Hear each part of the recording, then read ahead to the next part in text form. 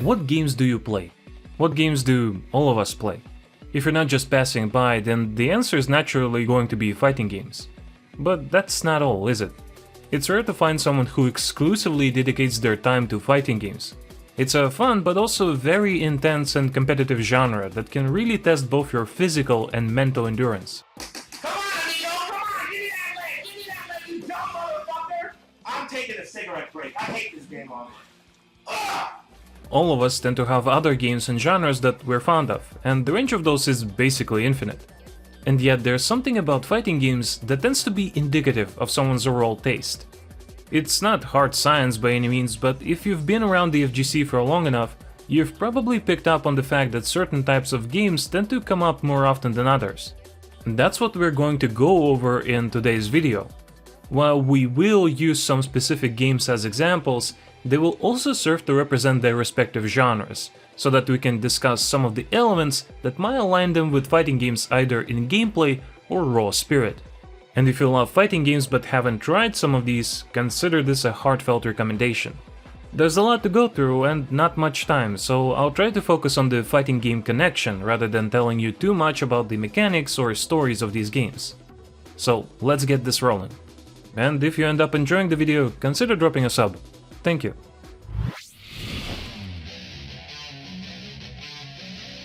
Let's start with the most obvious one, shall we?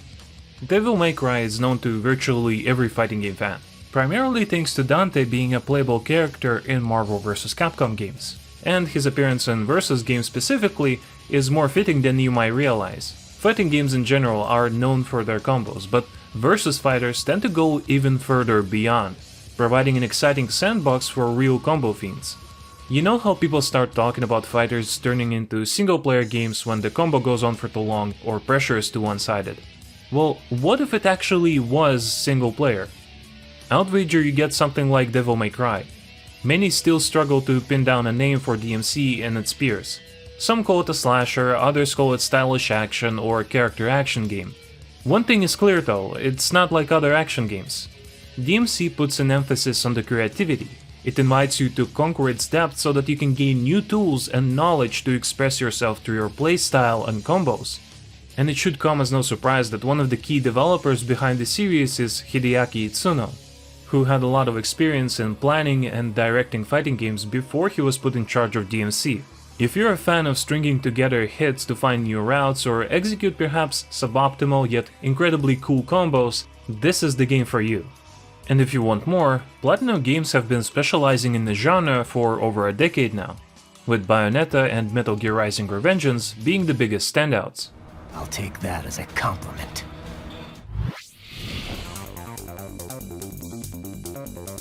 But of course, traditional action games are not far behind in popularity with the FGC. The Ninja Gaiden series in particular tends to get brought up more often than others.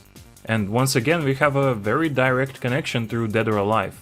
Ninja Gaiden's Ryu Hayabusa has been one of the core characters for the series since the beginning. Dead or Alive's director Tomonobu Itagaki would then go on to revive the series in 2004, after it was dormant for over a decade. While it made the jump to 3D, the identity remained. Ninja Gaiden was still a hardcore, uncompromising action game that will demand that you get good or die trying. In a way, while games like DMC rely on your internal motivation, Ninja Gaiden will instead offer outside pressure to harden the player. The element of classic arcade design appeals to many hardcore fighting game players. The kind of players who fell in love with the genre in part thanks to its massive learning curve, and the sense of reward and accomplishment you get when you manage to overcome roadblocks and obstacles that used to look impossible. Much like DMC, there aren't many games that would be too similar to it, as the action genre has shifted towards more casual, streamlined gameplay that seeks to empower players of all skill levels. However, if you like Ninja Gaiden, you might also enjoy games like God Hand, Shinobi, Sifu, and possibly the original God of War trilogy. No matter how many gods fall, there will always be another to stand against you. They will fall as well. The arcade origins will serve as the connective tissue for a lot of different genres here, but in different ways. For example, let's turn to beat-em-ups, with Streets of Rage 4 being a great and somewhat recent example. Once again, we have some major overlaps. Many of the developers who stood behind the beat-em-up classics would later go on to work on fighting games. As such, there is a lot of shared DNA that can be traced through these titles. Some would even feature brief PvP segments, like Double Dragon or Street Smart.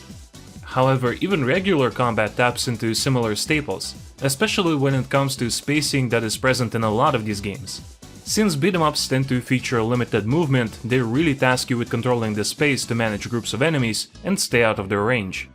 And while character movesets are more modest compared to fighting games, all your options have meaningful applications, so you still have plenty of active decision-making and depth. Namco felt this connection more than anyone, and even Capcom sort of leaned into their beat-em-up roots when creating World Tour. Unlike with our previous examples, anyone who gets into the genre will be spoiled for a choice of fantastic titles, like Alien vs Predator, TMNT, Castle Crashers, or Chronicles of Mystara, among many others.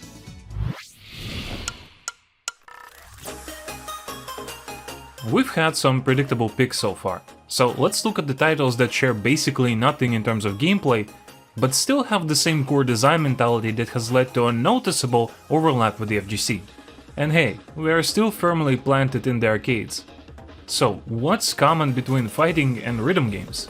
The simple answer would be the execution, the technicality of it all. Rhythm games demand good inputs, but if you want to be competitive, they demand perfection. And on the road to achieve this, you will need to level up your pattern recognition, hand-to-eye coordination, and to some extent your reaction speed. Fighting game players are quite familiar with all of these challenges, and I'd bet that most of you had the experience of learning combos or links and listening to the rhythm of it all to get a handle on timing.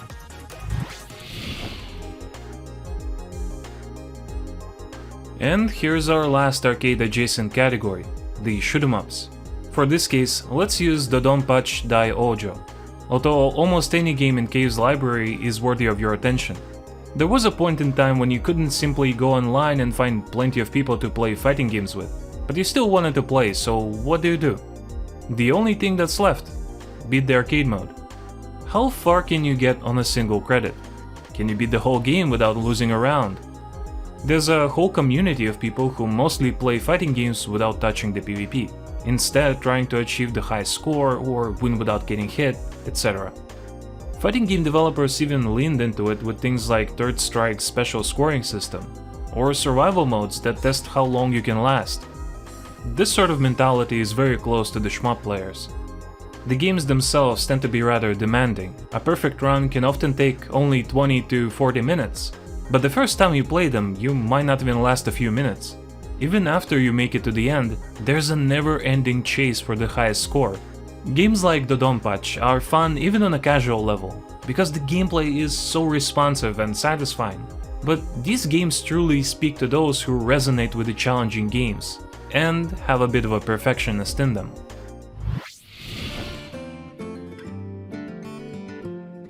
Plenty of card games come and go, but Magic the Gathering continues to withstand the test of time. Many of you might be thinking that this is too much of a stretch at this point, but hear me out. On the surface, the two genres couldn't be more different. But if you play CCGs, you might have noticed the similar underlying concepts. Like the very similar mind games, reads, and even the whole RPS element of it with how different types of cards and even deck archetypes work. I could mention that MTG even had a crossover with Street Fighter, but I think it's more telling that there are several card games out there that fully embrace the fighting game element. You might remember Yomi from Sirloin Games, but there's also BattleCon, Brawl, and Combo Fighter, among many others.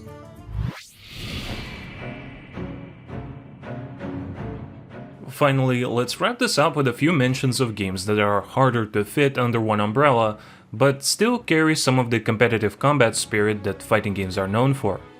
The first two are Windjammers and Lethal League. Both of these games often show up as side games at larger fighting game tournaments, and it's easy to see why.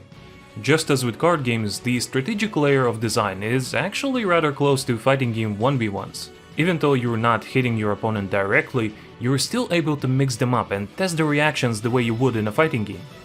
The other group is made up of games like Chivalry, Mordhau, and For Honor. One of these is not like the others, but all these games pull from fighting games to some extent. And you could nicely order them on a scale from freeform to systematic. Mordhau takes after the original Chivalry, and both of these games play it loose.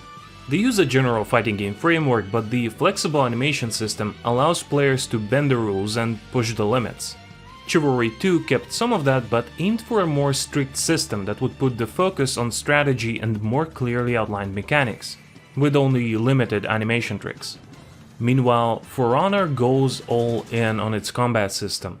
It sacrifices some of the chaos and freedom that the former games offer, in favor of a more mechanically rich and complex title. And as a result, it's not uncommon to run into fighting game players who were compelled to give this game a try. As you can see, while you can call fighting games niche, you can't call them isolated. The things that make fighting games so appealing have many roots in classic arcade design, and those roots have since spread far and wide, accommodating many different games and genres. It also simply shows how much there is to love about fighting games. As long as people are willing to give them a try, they will almost certainly find something that resonates with them. Thank you for watching all the way to the end, and goodbye.